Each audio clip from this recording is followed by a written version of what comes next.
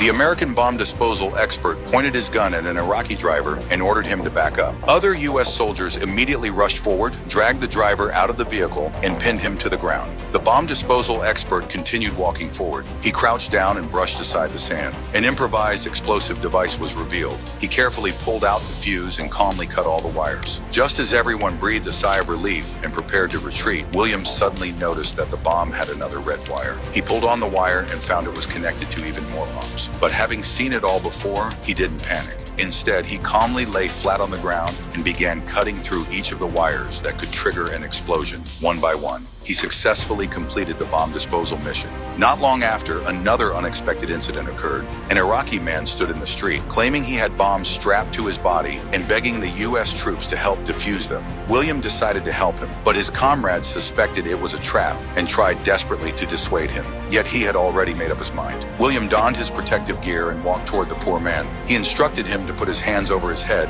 and began the inspection. Unfortunately, it was a timed bomb set to explode in 5 minutes. It was even securely locked onto the man's body. William immediately began the bomb disposal process, but it was incredibly tough. With only 30 seconds left on the countdown, he finally cut through the first lock. The man begged him not to give up, but William could only keep apologizing to him. The U.S. troops sought cover, while the man could only accept his fate.